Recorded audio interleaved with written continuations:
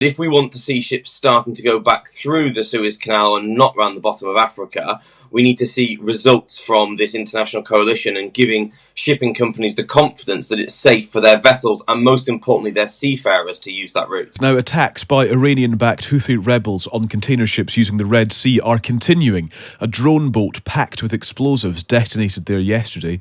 Houthi rebels have been warned of consequences by the US and UK and others unless they stop targeting commercial ships. Attacks have escalated since November, seemingly in response to the Israel-Hamas war.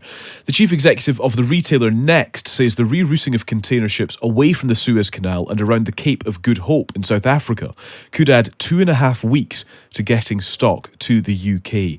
Tom Bartošák-Harlow is Director of Communications at the UK Chamber of Shipping. Tom, good morning to you. Good morning. Thank you so much for speaking to us.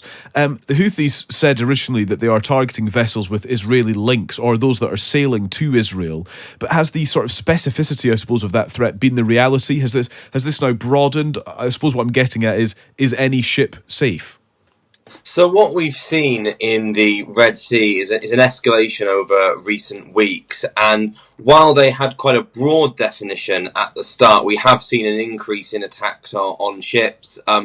Ourselves, along with unions, have expanded a warlike operations area to cover a greater number of ships, so seafarers have the option to leave ships before transiting the Red Sea if they wish to.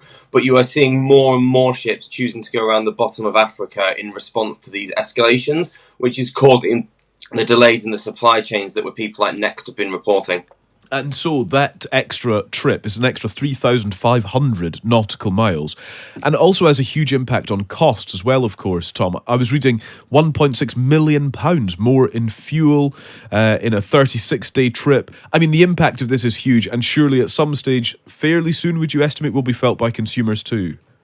Yeah, so the situation we're seeing at the moment is slightly different to the situation we saw in 2021, where a ship got stuck in the Suez Canal and the impact was much more immediate. What we're likely to see now is, because ships are still able to go around the bottom of Africa, is a slower dripping into the supply chain of those increased costs.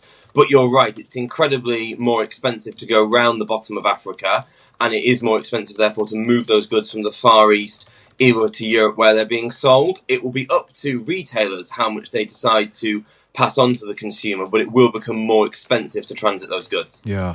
Is it the case, Tom, that when it comes to kind of shipping, that actually, how dependent are we on this? And I suppose with that in mind, how does it work from a kind of company level? So, for example, we take the example of Next, because they've issued this warning that it's going to add so much time, it's going to add so much difficulty. Is it for Next to dictate how this works, or do they sort of, I suppose, subcontract is probably the wrong phrase, but you catch my drift, to a different a shipping company, and they then make the decision? What's the relationship like between retailers and those who are actually manning the ships?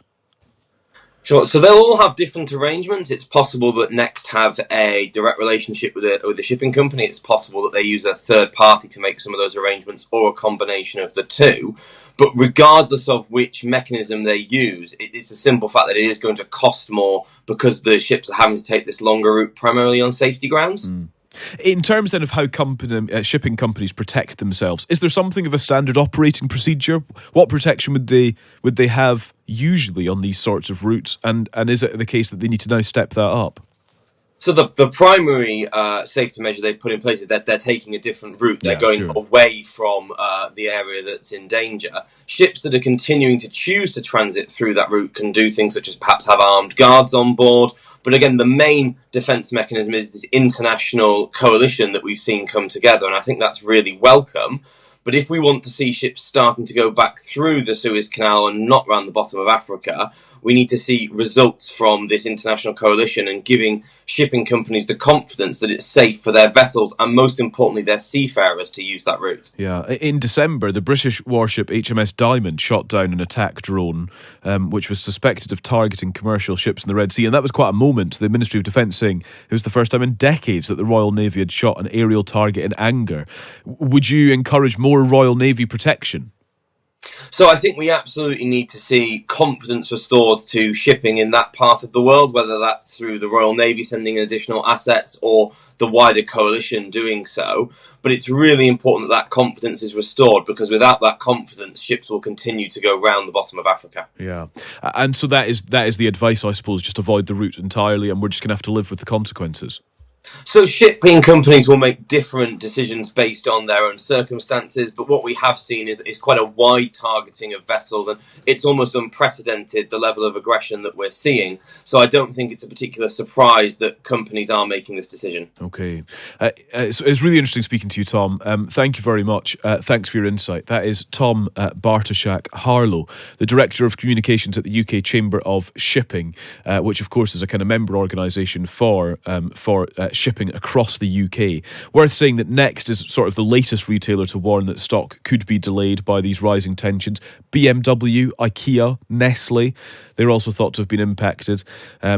Big shipping firms with which you may be familiar, Maersk, for example, suspending sailings through the area and adding an extraordinary 36 days by having to go down the bottom of Africa, basically, around that Cape of Good Hope, and huge costs potentially. That's the impact that we could see as consumers as well as a result of all of this.